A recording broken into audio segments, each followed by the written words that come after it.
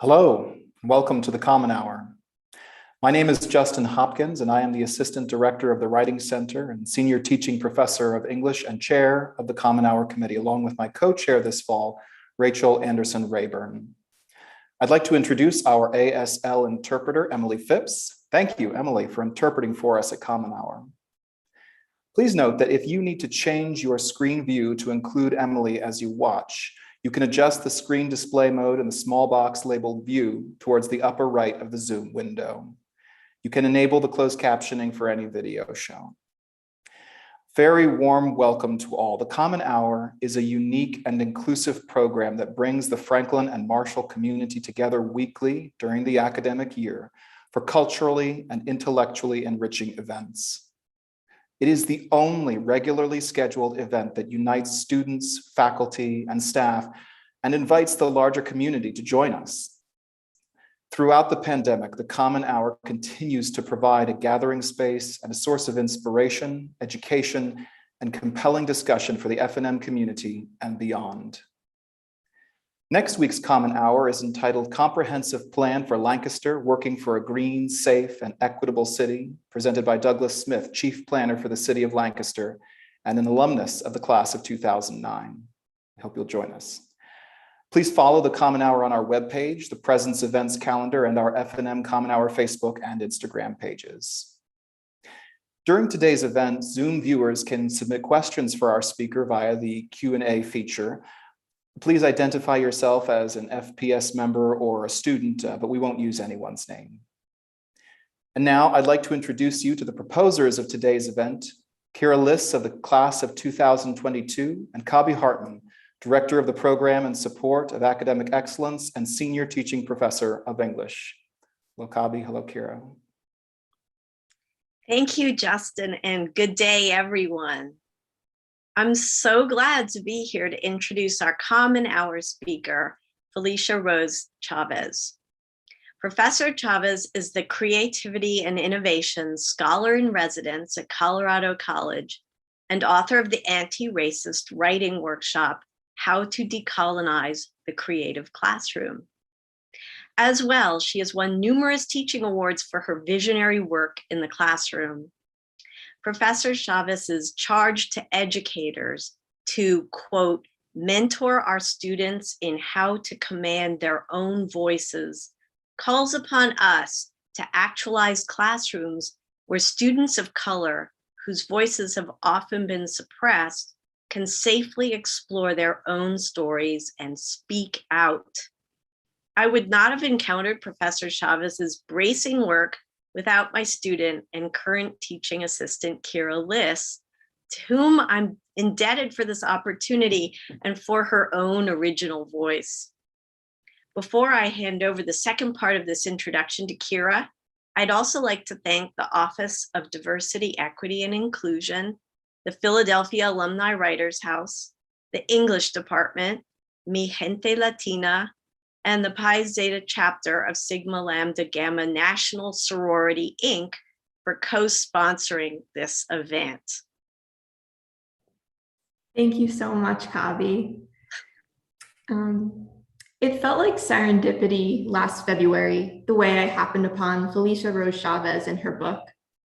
I was mindlessly scrolling through Facebook when my thumb paused over a suggested online event, the Anti-Racist Writing Workshop, it was called, How to Decolonize the Creative Classroom. I kept the link near until days later, I sat at my writing desk, in awe of the intimacy with which Chavez spoke and humbled by her insistence that the seemingly progressive pocket of academia, a pocket I covet, was designed full of holes, absences that uphold structures of whiteness and silence writers of color. I feel deeply lucky to have Chavez here today, offering us her story and something else too. An opportunity to renounce power that refuses empowerment, and an expansive vision toward its loving, listening opposite, toward the voices we must hear. With that, it is my sincerest honor to welcome Felicia Rose Chavez.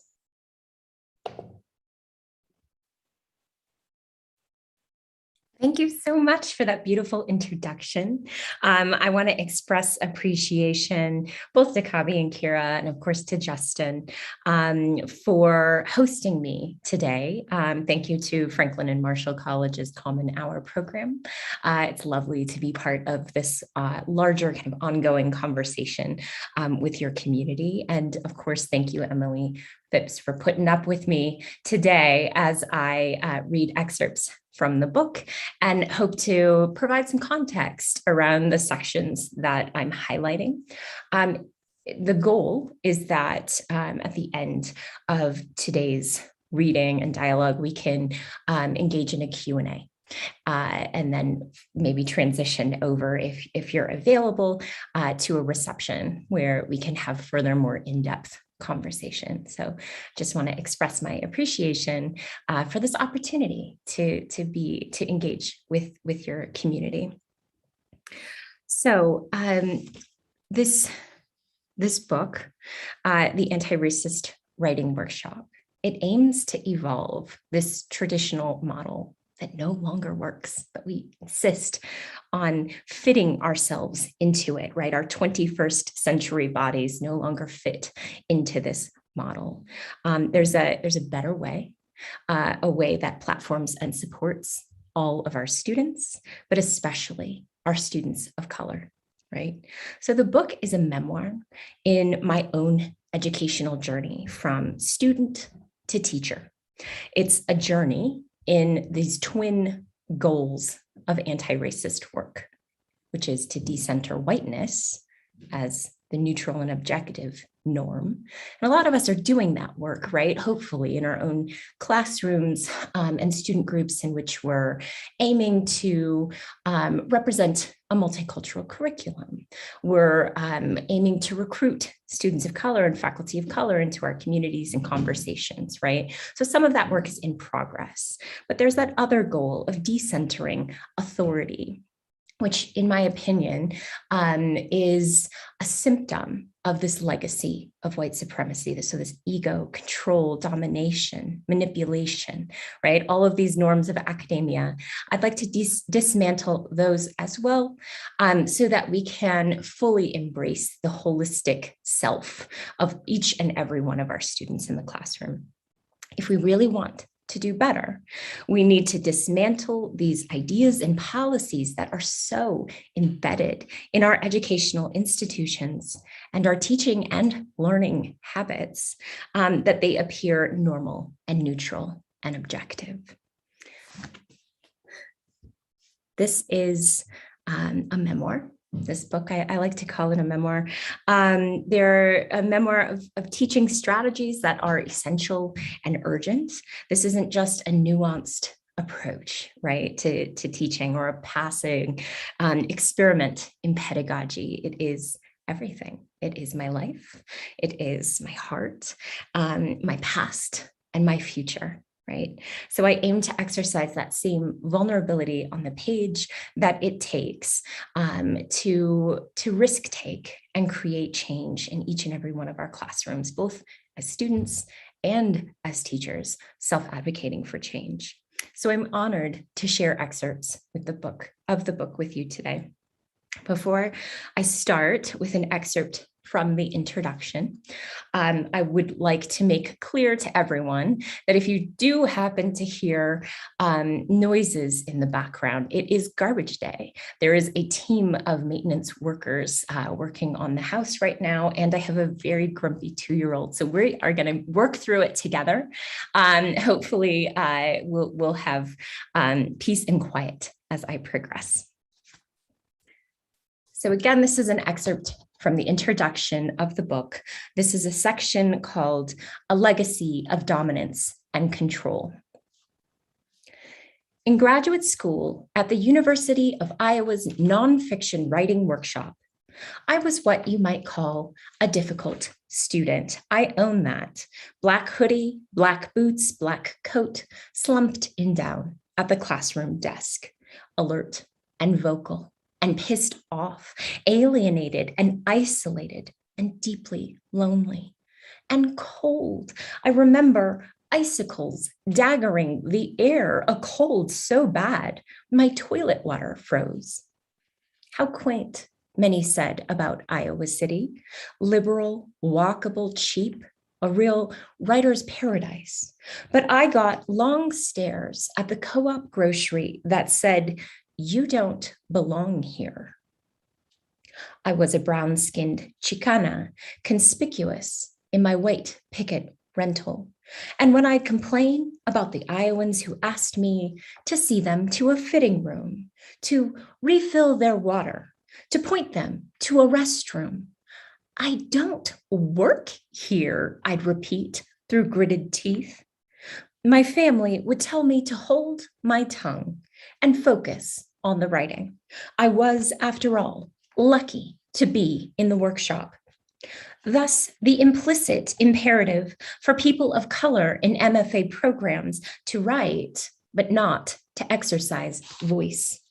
Silencing writers is central to the traditional writing workshop model. The matrix of silence is so profound, it enlists writers of color to eradicate ourselves.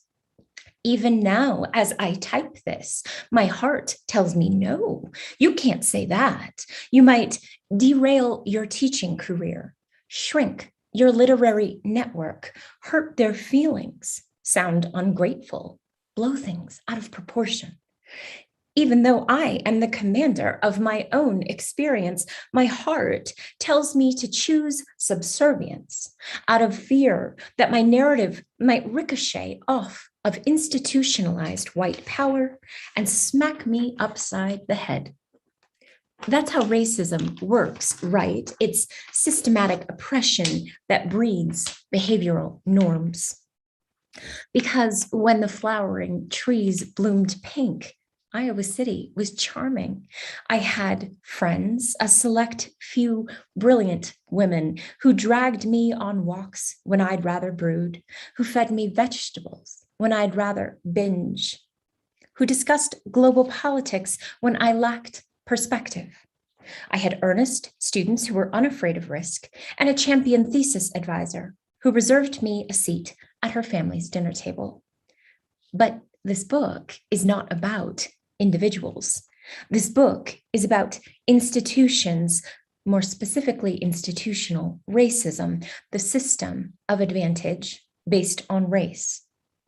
When I speak of the traditional writing workshop model, I speak of an institution of dominance and control, upheld by primarily white workshop leaders, majority white workshop participants, and canonical white authors memorialized in hefty anthologies, the required texts of study.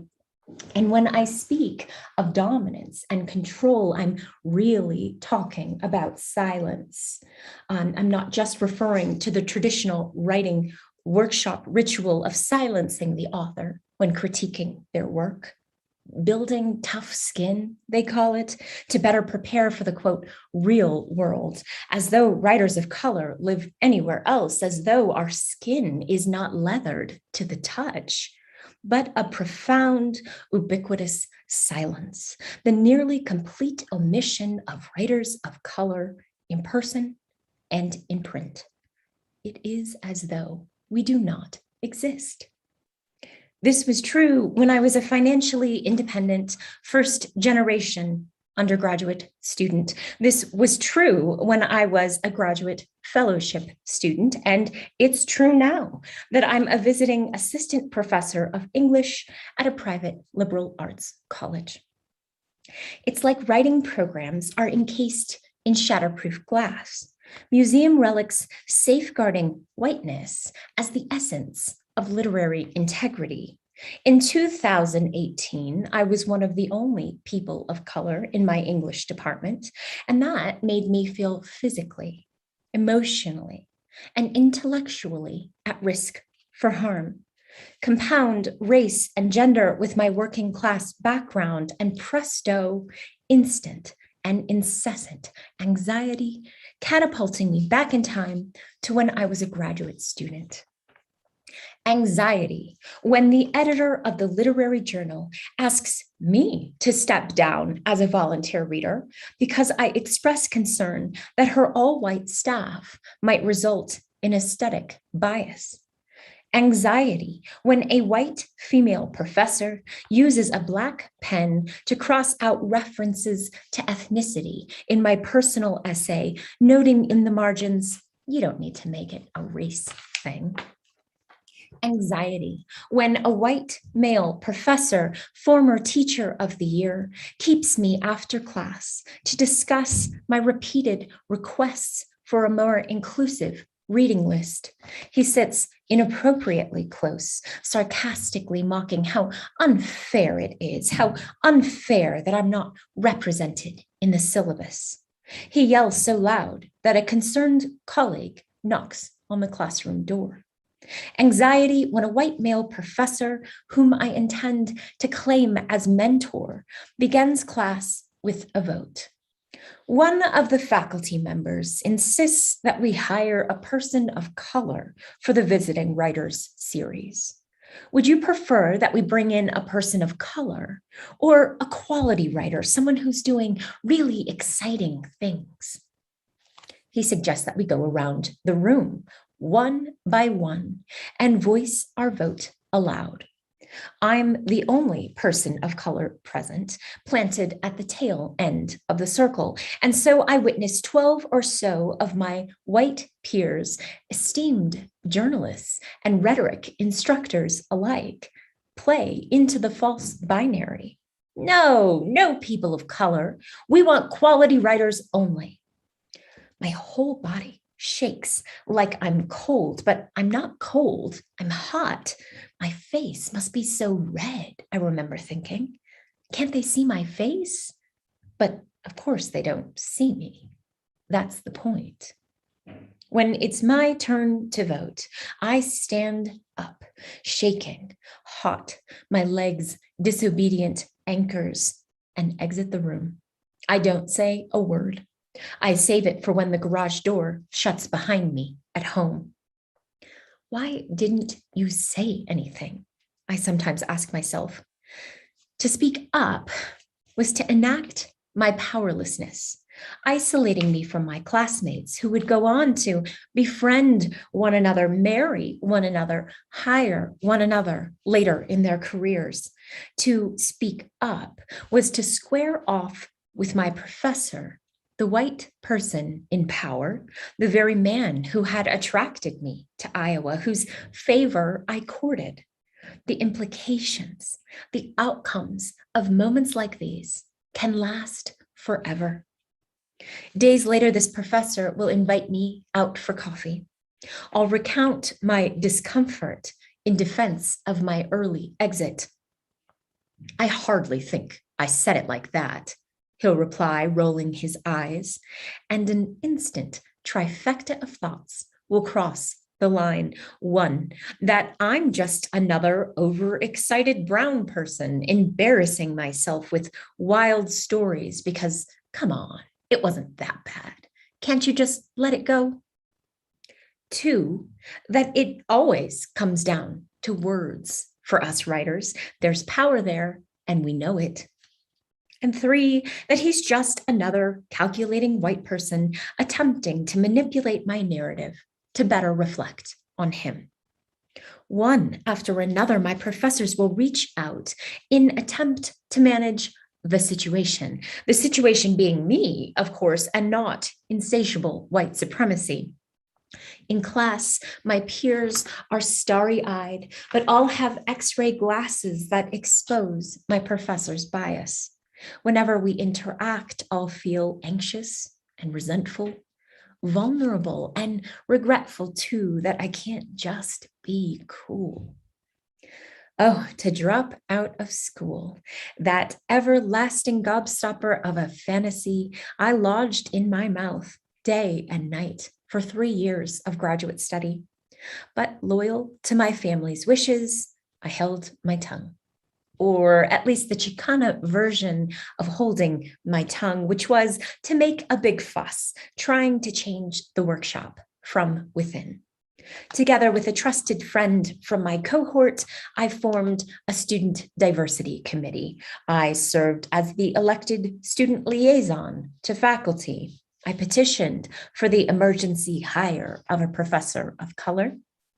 And I co-founded Toward a New Canon, an elective class that featured contemporary writers of color. I channeled my anger into action, and still a white peer called me militant. Another white peer called me radical. Another suggested over coffee that I, quote, toe the line until graduation because everyone's already stressed out enough. Here, I thought I was a step closer to belonging, if not at the co-op grocery, then at least within my own cohort. But no, the backlash was just as hostile as the censorship. Even white allies warned me to tone it down, fearful that my activism was annihilating my professional network. I was losing the game of graduate school. Move on, they said, but I wouldn't. And I couldn't move where I wanted to ask. I live in this skin. So I open with this excerpt because it marks a turning point in my relationship to the manuscript. So a full 8 years after I've lived this experience in Iowa, a dear friend alerted me to the hashtag Black at Iowa Writers social media movement that courageously spoke out against the nonfiction writing program's glaring disregard for Black students. As so many of our students must, we step up and self-advocate to our administration. It's happening at colleges and universities across the country.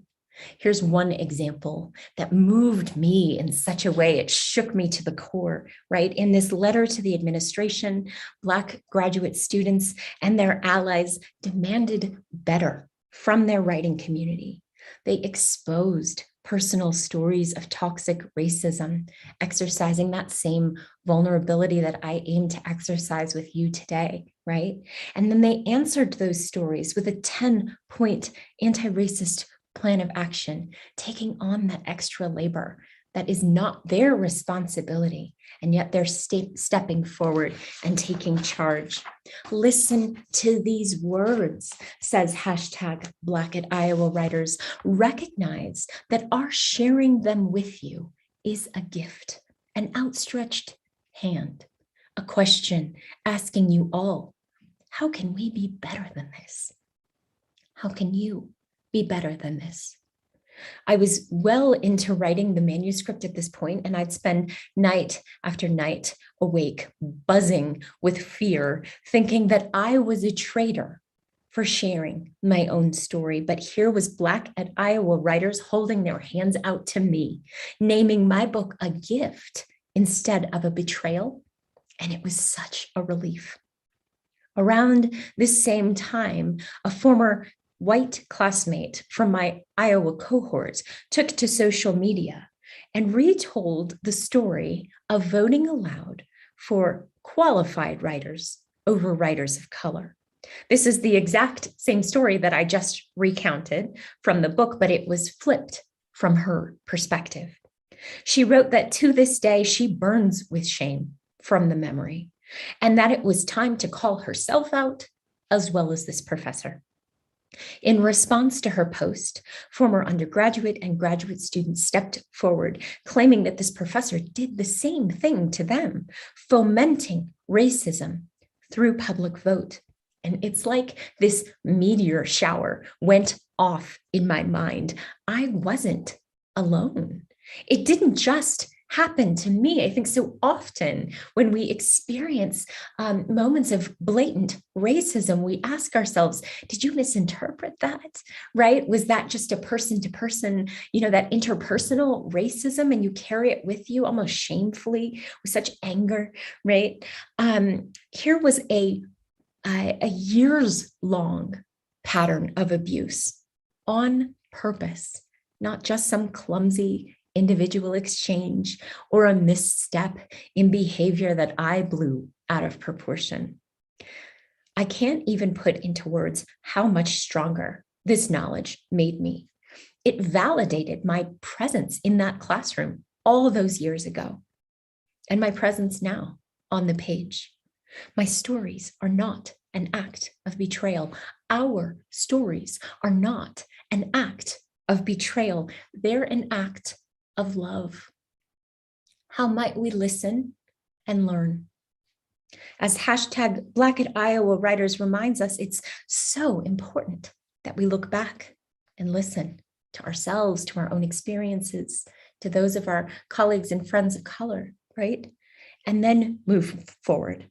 So in my own book, I reflect on our country's centuries-long pattern of abuse on purpose toward people of color attempting to achieve an education, and how that legacy of racism has shaped our teaching inheritance, normalizing whiteness as neutral and objective. So I'd like to share that excerpt with you now. It's from chapter 4 called Completing the Canon.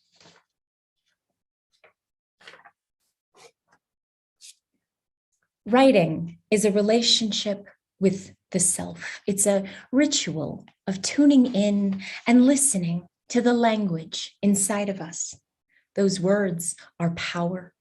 Power to make sense of ourselves by ourselves, independent of the system of white supremacy that tells people of color that we have no dignity, no history, no art, no voice.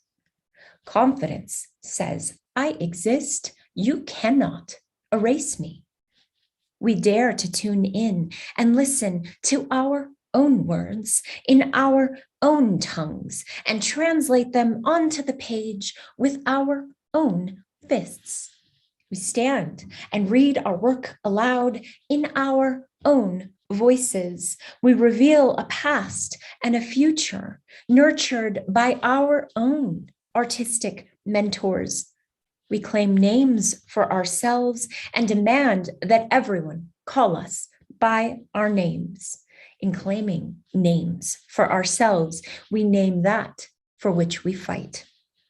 These are writing's real roots. Institutionalized literacy has always been a means to preserve white dominance, from anti-educational slave codes to Indian boarding schools, Jim Crow laws to English-only mandates, racially motivated school zoning regulations to SAT and GRE testing. Those in power exploit the rules of reading and writing in an effort to dehumanize, pacify, assimilate, and control people of color. But storytelling signals liberation, a reclaiming of our collective humanity, our joy and our sorrow, our intellect and our wit. Storytelling is an age-old impulse passed down between generations. Our stories are our passage, a means of continuity with places and people long past, as well as a way forward. They're stored in the body, that uncolonized place of spirit, song, and dance. And so in my own classroom, I began with the body, writing by hand without the aid of a model text, instead of the mind. The trained mind is quick to submit to convention for the sake of survival. What do you want me to say? And how do you want me to say it? The body is where liberation lives. To call up our words is an act of justice. To honor our words on the page is an act of dignity. To read our words aloud is an act of self-love. Teach your students to listen to themselves, to one another, to use storytelling as a means to define what change sounds like. So early on in the writing process, A colleague hired me for a phone consultation. She's working on her syllabus and she just wanted to talk through it.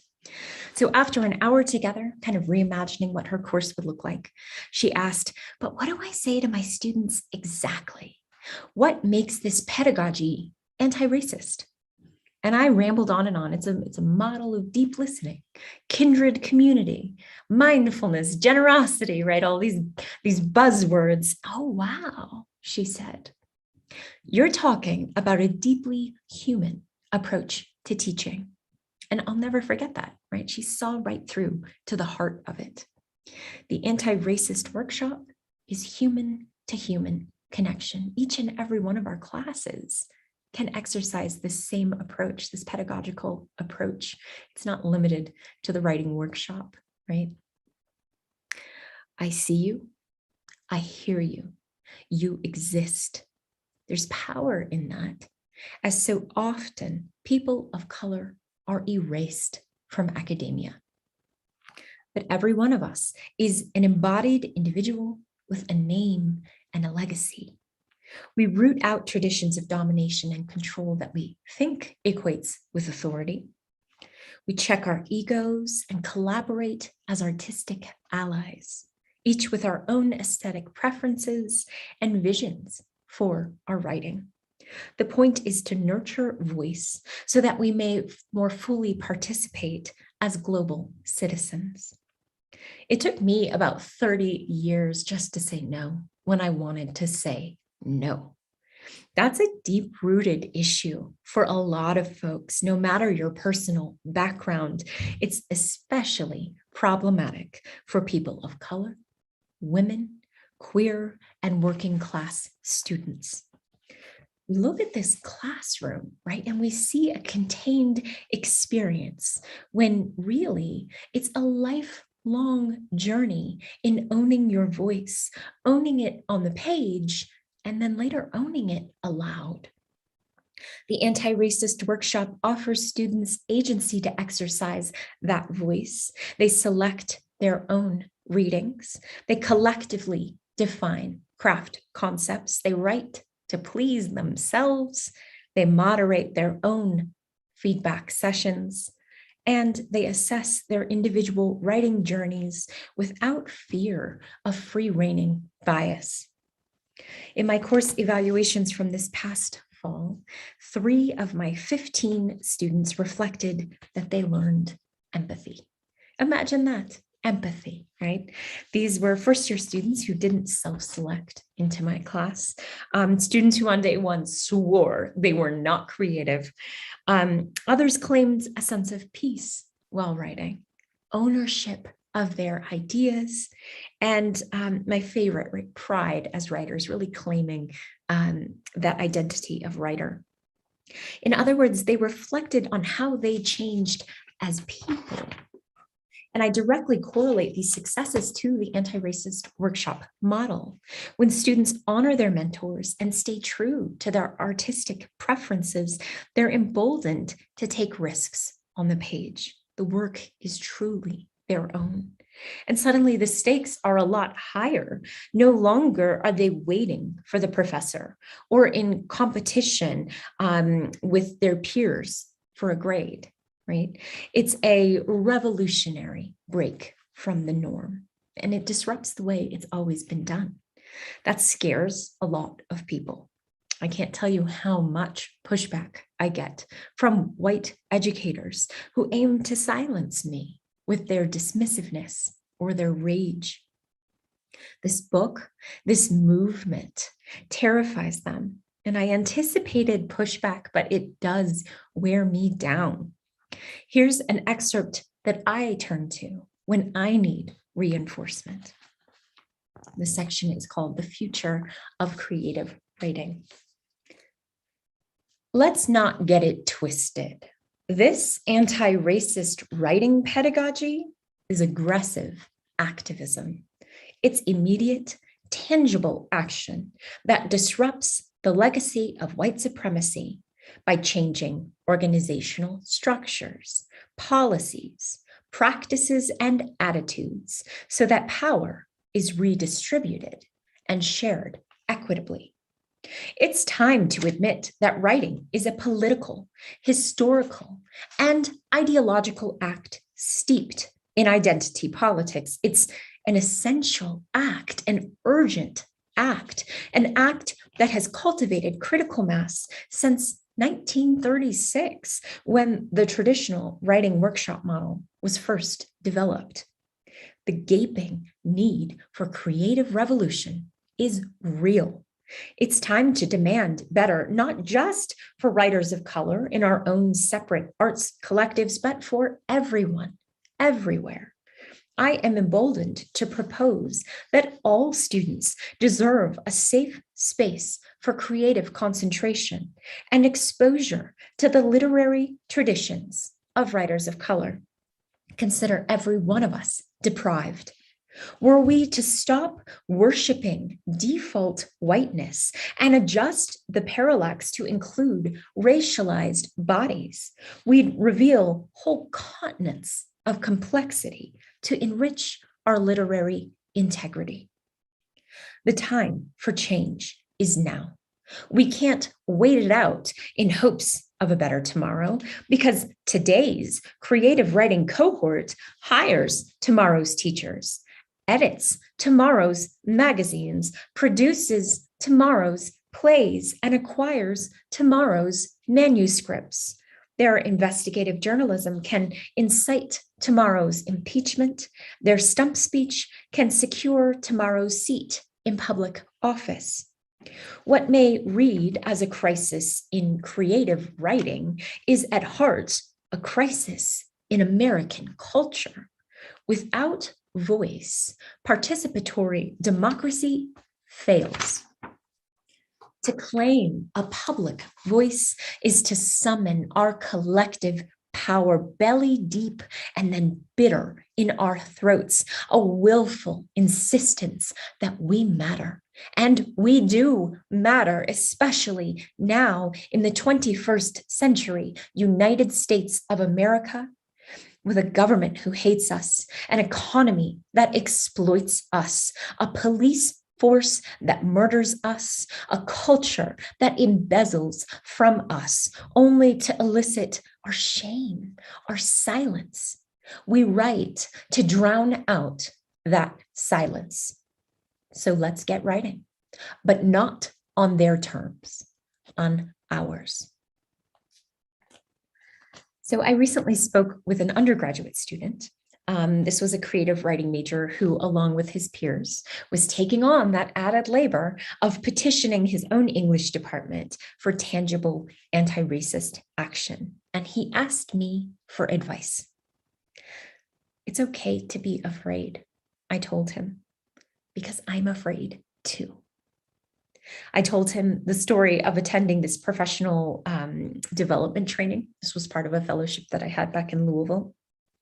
This particular training was all about networking, right? So I show up with my notebook and my pen, ready to learn about the elevator pitch, when suddenly 20 arts professionals parade into the room, dressed beautifully, and I was responsible for, on the spot, pitching them my book, speed date style, in 5-minute increments. It's a teaching tool for teachers. I spoke in code every time that I described the book, right? I used words like diversity and inclusivity, anything to avoid calling out white supremacy to these white strangers. I'd spent every day of that year writing about institutional, individual, and internalized racism, and yet I was afraid to speak the words aloud. Better to protect myself, I thought, and just keep it simple. But anti-racism necessitates action. It wasn't enough to write the words, but then fail to speak them aloud. We have to face head on what we need to heal from. So if you're going to take action, I told this young man, you have to really be about it, right? And this is the same thing I tell professors across the country. I teach an anti-racist discipline, fill in the blank, right? Econ class, writing workshop, composition and rhetoric course. Here I call on Dr. Beverly Daniel Tatum's metaphor for racism as an airport's moving walkway in her book, Why Are All the Black Kids Sitting Together in the Cafeteria? Quote, active racist behavior is equivalent to walking fast on the conveyor belt. The person engaged in active racist behavior has identified with the ideology of white supremacy and is moving with it. Passive racist behavior is equivalent to standing still on the moving walkway. No overt effort is being made, but the conveyor belt moves the bystanders along to the same destination as those who are actively walking. Some of the bystanders may choose to turn around, unwilling to go to the same destination as the white supremacists. But unless they're walking actively in the opposite direction at a speed faster than the conveyor belt, unless they are actively anti-racist, they will find themselves carried along with the others, end quote. To do nothing is to stand still and submit to white supremacy. I advocate that we say it aloud. I teach an anti-racist writing workshop. I want an anti-racist writing workshop, and we hold one another accountable as we build those bridges and make those changes within each and every one of our classrooms, departments, programs, right? We have to take action. And so in a letter to close, I reach out my own hand to readers. This is from the very end of the book. Dear reader, a police car parked in front of my house yesterday, blocking the driveway. My 7-year-old son watched from the window. They can't come for us if we didn't do anything wrong, right, Daddy? My husband, a Black man, laughed. We needed to go to the grocery store, and so my husband took a picture of the police car and posted it on Instagram, then handed me a Post-it note on which he had written the phone number of an older white male colleague. He walked away from me and toward the police officer. My body said, no, don't go, I'll go, please, no.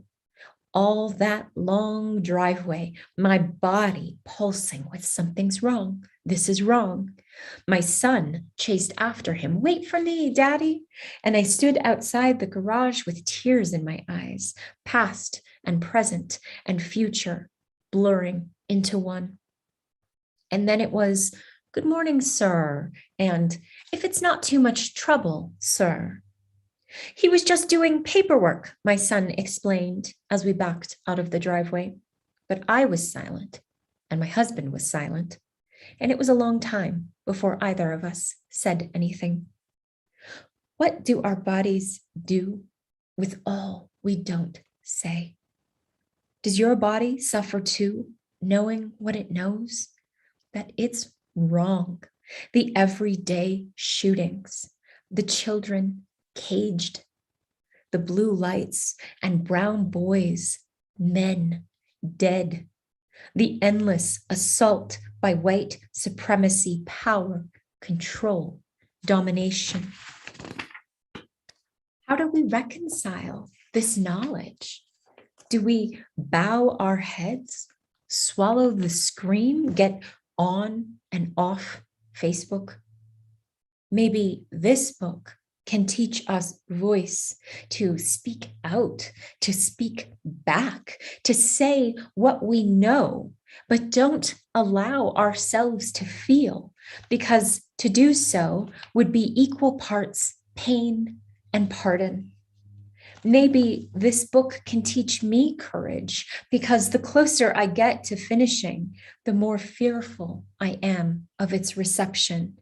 I was so sure at the beginning that this project was my life's purpose. But now that I'm a month away from giving birth to my second son, I surprise myself by wondering, all that ugliness, is it worth it? Ugliness on death How do we mourn racism and live racism and fight racism all at once? Maybe this book, in committing words onto the page, is a success in and of itself. Who cares if every time I read the words aloud, I cry? This is my life's work, but it's also my life's story. The pedagogy is necessarily personal. I can only hope that someone, somewhere, might read it and attempt a different way, a better way, freeing our bodies to speak more and suffer less. I am so tired, grief-stricken, and afraid. Lend me your hope. They say that a writer's work must stand alone, that I won't be there when you pick up my book, but maybe I can be if you let me. Maybe we can build this thing together. In solidarity, Felicia. Thank you. At the end of the reading portion, I'd love to invite questions for our remaining 15 minutes before we transition to the reception. I appreciate your attention for that long session of reading. Thank you so much, Felicia. That was deeply moving, unsettling as well, I'm sure. I wanted to tell our viewers that copies of Felicia's book are available in the Philadelphia Writers House, first come, first serve. I believe they're also available for purchase in the bookstore. Please avail yourself of those opportunities. And our first question is from a faculty member who is curious about your sources of inspiration. What creative or pedagogical texts would you recommend as essential for anti-racist writing and teaching? Yeah, I think the book itself offers an extensive kind of reading list. Everyone that I quote and pull from in that book, they were my companions during the writing process, one stacked upon another on my nightstand. And when I was actually done with the manuscript, I wrote each and every one of them a letter, dead or alive, because it felt that meaningful to me to nod to my elders, to recognize that this has been a long journey of so many voices advocating for this work. For whatever reason, we're positioned in a moment where people are more willing to wrap their arms around the whole student, right? And their histories and their legacies and their hearts. It wasn't always so, and yet people were doing this work. So the text itself, I pitched Haymarket Books as a 21st century iteration of June Jordan's Poetry for the People, which is the seed of the text that, for me, I write this in the prologue,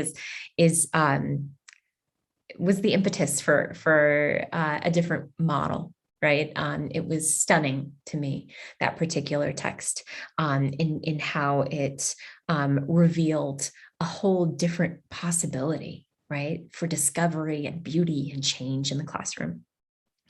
Pedagogy of the Oppressed is obviously one that I return to again and again as a cornerstone of comparison between a student-led and student-centered approach of dialogue and love versus this banking model of education in which we're asking students to remain silent while we insert knowledge into these empty receptacles. More recently, Matthew Salis's Craft in the Real World has emerged onto the scene and is most definitely essential reading. There's David Mura's A Stranger's Journey, something that I return to as a good conversation starter for the creative writing classroom. What is the name? Is it Appropriate? Paisley Rechdel's book, I think, is a fabulous option for those of us having the hard conversations about representation in writing, and especially fiction writing, when we choose to appropriate a different culture in terms of representing our characters on the page. I could go on and on, but please seek out the footnotes in the anti-racist writing workshop. There's a long reading list there. Please acquire Felicia's book first. More in there. We have a question here actually about some of these difficult conversations. This is an anonymous question. The question is that schools like F&M seem invested in anti-racist initiatives in order to make white people feel more comfortable. In some senses, these initiatives are designed as education for white people. Thus, anti-racism is a slogan that is white-centered and white people are the default audience. Is this a problem that you see also? Do your workshops shift in tone and content depending on a predominantly white audience versus Black, brown audiences or other audiences of color? That's a fabulous question, and I understand the context there. I want to just validate and acknowledge that that's absolutely the reality. Within my own classroom, I don't differentiate depending on my student community. The work that I do is the work that I do. It's an anti-racist writing workshop in an effort to shape and create true, full, empowered citizens moving forward. So the work initially began with all white classrooms in Iowa, my undergraduate classrooms. And I think that a lot of the preoccupation then as teacher was that they wouldn't get it, they wouldn't respond to it. It wasn't certainly anything that anyone had asked for at that particular year and age. And yet they fully embraced it in a really exciting way. Right? My multicultural classroom is just the same, right? The point is to really encourage all of us to learn this, what Thich Nhat Hanh calls this revolutionary act of just listening to ourselves. So tuning inward and practicing that pedagogy of deep listening. How am I doing? In what ways is my body expressing those feelings, right? How can I be mindful about my body language? How can I recognize my complex relationship to being a student, to reading, to writing, to critique, right? What is the voice of critique within my own head, that what we call inner critic, right? Which I think is another expression of white supremacy, that attempt to manipulate and dominate ourselves into silence. So no matter our identity politics, to practice listening to ourselves and to deeply receive one another's work and words, to ask true, neutral, sincere, curious questions about each other, about the cultural context of our work, about writing process over the product. I think these are all skills worth generating in each and every classroom, regardless of what our students look like or where they come from. Same with faculty.